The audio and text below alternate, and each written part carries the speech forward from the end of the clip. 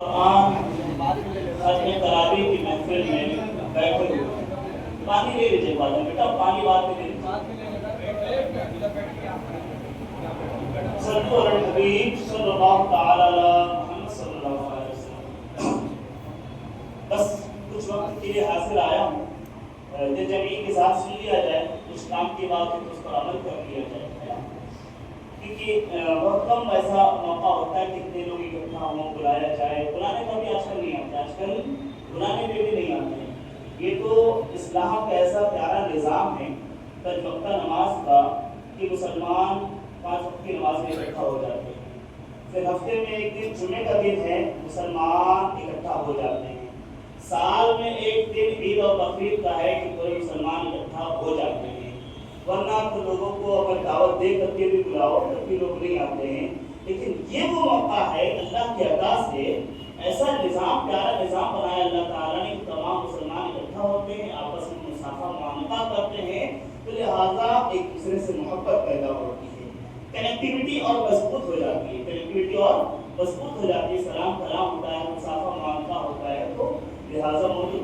اب ہم لوگ بیٹھے ہیں کچھ باتیں کرنے کے لیے کچھ سننے کے لیے تو لہٰذا جتنا دیر بیٹھے ہوتے ہیں سن لیں. اگر کام کی بات ہو تو اس پر عمل کر لیا جائے. آپ کی بھی زندگی کامیاب ہمارا بیان کرنا بھی کامیاب. صلو علی الحبیب صلی اللہ علیہ وسلم صلی اللہ علیہ وسلم.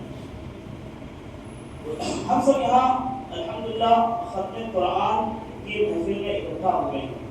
الحمدللہ اللہ تعالیٰ نے اپنے کلام پاک کو رمضان المبارک کے مہینے میں نازل فرمایا اور پھر ارشاد فرمایا شہر رمضان الذی انزل فیہ القرآن کہ یہ وہ رمضان کا مہینہ ہے کہ جس میں ہم نے قرآن کو نازل فرمایا رمضان المبارک کا مہینہ ماشاءاللہ جاری و ساری ہے اور ہم سب اس کی اللہ پاک کی رحمت بھری بارش میں جھماجھم بارش میں نہا رہے ہیں. کوئی قرآن پاک کی تلاوت کر رہا ہے, کوئی ماشاءاللہ نماز کے لیے مسجد میں آ رہا ہے, کوئی سجدے میں ہے. الغرض کسی نہ کسی عبادت میں بندہ لگا ہوا ہے.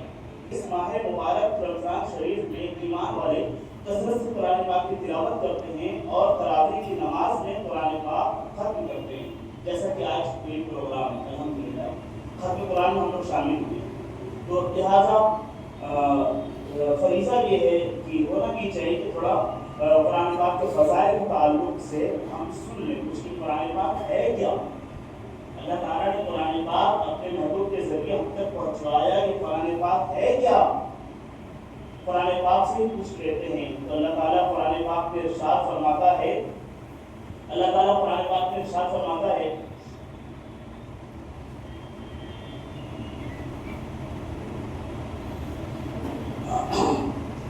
یا ایھا الناس قد جاءکم موعظۃ من ربکم وشفاء لما فی الصدور وہدی ورحمۃ للمؤمنین. یا ایھا الناس کہ تحقیق کہ تمہارے پاس تمہارے رب کی طرف سے نصیحت آئی. قد جاءکم موعظۃ من ربکم تمہارے رب کی طرف سے نصیحت آئی اور وشفاء اور شفا آئی صحت اور وشفاء لما فی الصدور وہدی ورحمۃ للمؤمنین تمہارے رب کی طرف سے نصیحت آئی اور دلوں کی صحت اور ہدایت اور رحمت اور ایمان والوں کے لیے. سب کس کے لیے؟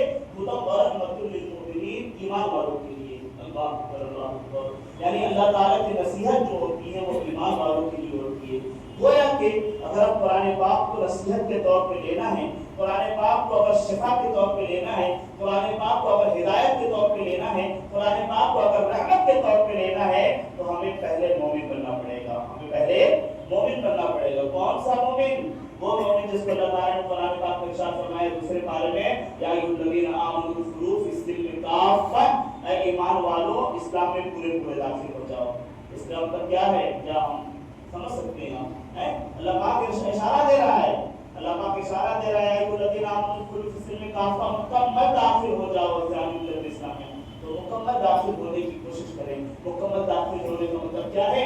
جو نماز کے 5 ارکان جو اسلام کے 5 ارکان ہیں اس پر مکمل عمل کیا جائے. کلمہ توحید ہے, نماز ہے, روزہ ہے, حج ہے, زکات ہے. یہ جو 5 ارکان ہیں, یہ جو پلر ہیں 5, اس کو مستحکم سے اس کو زور سے طاقت سے اگر گے تو انشاءاللہ یہی کامل مومن کی اور یا الذین آمنوا فی السلم کافہ کی یہی تفسیر ہے جو ان پانچوں چیزوں کو مضبوطی سے پکڑے ہوئے، پانچ چیزوں کو جو کچھ لوگ تھے جو اقلیم کلام و سخن کے تاجدار اور میدان فصاحت و بلاغت کے شہسوار سمجھے جاتے تھے، اللہ تعالیٰ نے ہمارے آقا صلی اللہ علیہ وسلم کو ایسی کامل و اکمل کتاب عطا فرمائی جس میں ہر زمانے کے لیے اور ہر قوم کے لیے تمام روحانی و جسمانی امراض کے لیے نسخہ شفا ہے، جیسا کہ اپنے ارشاد فرمایا یا الناس قد جاءتکم موعظۃ من ربکم وشفاء لما فی الصدور وہدی ورحمۃ للمؤمنین۔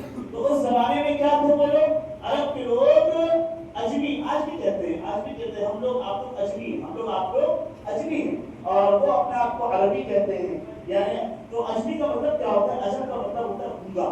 تو ان کے کہنے کا مطلب یہ ہے عرب کے لوگوں کا کہ ہم زبان تو ہمارے ہی منہ میں ہے، زبان ہمارے منہ میں، ہمارے علاوہ جو ہے وہ بولنا نہیں جانتے، اور جو بولنا نہیں جانتا وہ گونگا ہے، جو بولنا نہیں جانتا وہ گونگا ہے۔ لہذا وہ اپنے آپ کو بولنے والا سمجھتے تھے، اور وہ جو شعر و شاعری کرے، وہ جو بولے، وہ جو لکھے، وہی قابل قبول ہے، وہی جو تو مانا جائے گا، ورنہ تو اور کچھ نہیں مانا جائے گا۔ لہذا ہمارے آقا صلی اللہ علیہ وسلم کو اس دور میں اللہ تعالیٰ نے بھیجا ہے، اور اللہ کا کلام لے کر کے اللہ تعالیٰ نے اپنے حبیب کو بھیجا ہے، اور قرآن مجید آپ صلی اللہ علیہ وسلم نے لوگوں کو جب سنایا ہے تو فصاحت و بلاغت کے جو اپنے آپ کو تاجدار کہتے تھے، ان کی گردنیں جھکی کی جھکی رہ گئی، جو کسی کی بات ہی نہیں سمجھتے تھے، جو اپنے آپ اپنے آگے کسی کو خاطر میں نہیں لاتے تھے، وہ آقا کریم صلی اللہ علیہ وسلم کے سامنے سر خم تسلیم کرنے پر مجبور ہو گئے، ان کی گردنیں جھک گئی، اور جو دوسروں کو گونگا کہتے تھے ان کی زبانیں خود گونگی ہو گئی،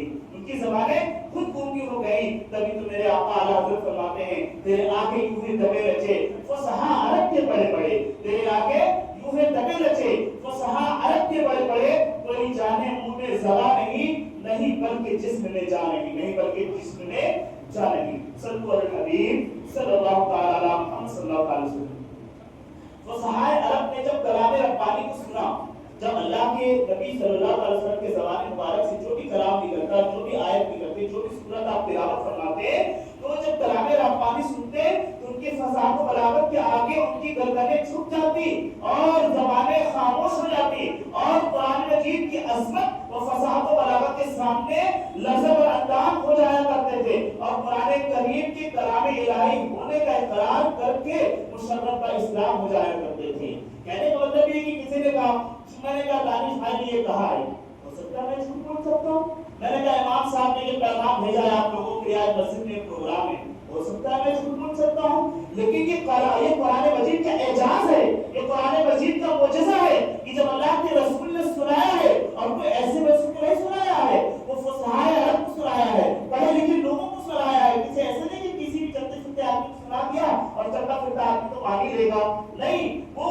ان لوگوں کو سنایا ہے جو اپنے آگے کسی کو خاطر میں نہیں لاتے تھے، اور اپنے آگے تمام لوگوں کو گونگا سمجھا کرتے تھے۔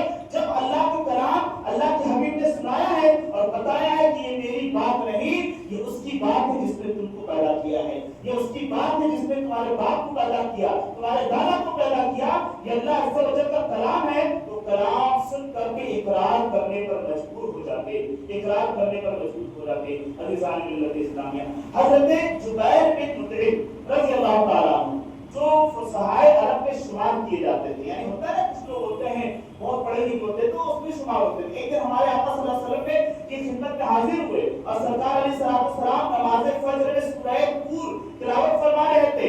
جبیر بن مطعم کلام ربانی بغور سنتے رہے، جب یہ آیت آئی ان عذاب ربک لواقع ما لہ من دافع، ترجمہ بے شک تیرے رب کا عذاب ضرور ہونا ہے، اسے کوئی ٹالنے والا نہیں۔